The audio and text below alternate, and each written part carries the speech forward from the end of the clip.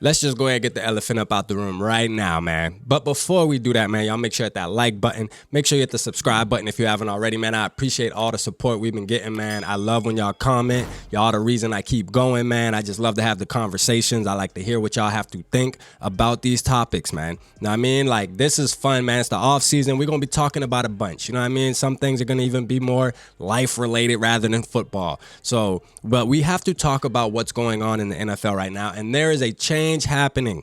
All right. The one change that's super obvious is you need a dual threat quarterback.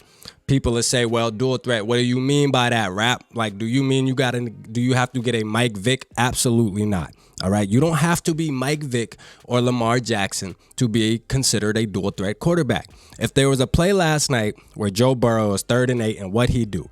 He juked some guy out of his cleats, bruh. I mean, hit him with the, you know what I'm saying? Like running back. The thing is this. Dual threat guys are guys that can use their legs when necessary. Okay, when necessary. You feel me? Like, I mean, let's do this. I'm going to actually read the actual definition of a dual threat quarterback, all right? And we're going to look at it and then we'll talk about it, right? So in gridiron football, a dual threat quarterback, also known as a running quarterback, is a quarterback who possesses the skills and physique to run with the ball if necessary. Okay, if necessary. Remember that. All right. With the rise of several blitz heavy defensive schemes and increasingly faster defensive players, the importance of a mobile quarterback has been redefined. All right. Now, that's what I said earlier on Twitter.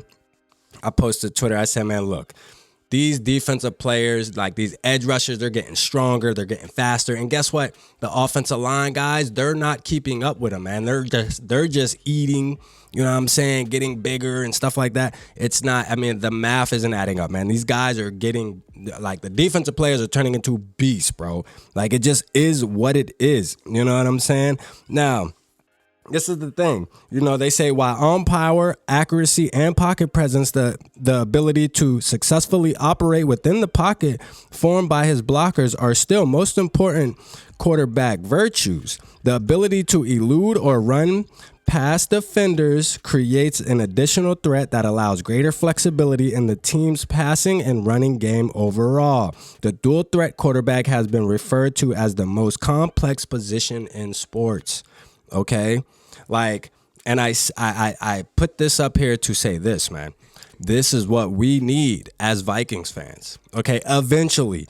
Like, for the ones who want to extend Kurt for 4 more years, 3 more years, like, stop it. Okay, leave it alone.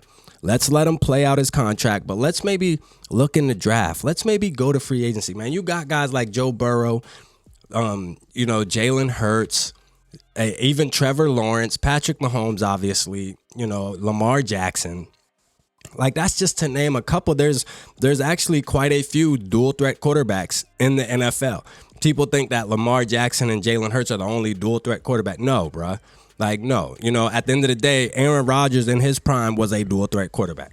Now, I mean, like, I look at a dual threat quarterback, and y'all can drop y'all definition down in the comments on how y'all feel. But my thing is this. I look at it like, if you're able to make plays with your legs, extend the pocket, you're able to, you know, it just opens the playbook. Like, you're able to be threatening with your legs. Like, that's what I look at as a dual threat. And you can also throw and be accurate in the pocket. It's good. But if you can only do one really good, but you can't do the other one damn near at all, like, that's what I look at Kirk. Like, he can't extend the pocket or run at all. Like, yes, he had one run against Arizona this season, but come on, dog.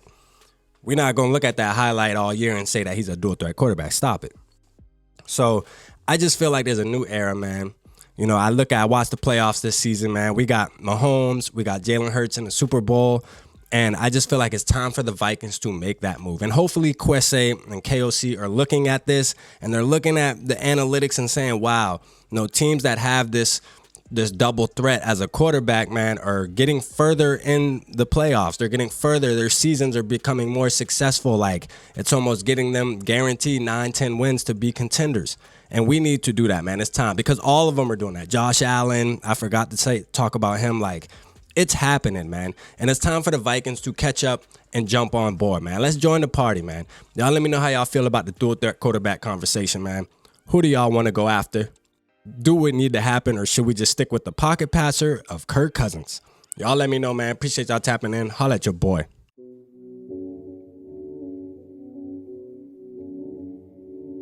Yeah, smooth summer, who running? I hear them talking, but they ain't gon' do nothing. Celebration, I might have a toast with you. I'm feeling good, I'm feeling great, I'm terrific. We ain't taking no losses, we winning. Undefeated, check the percentage.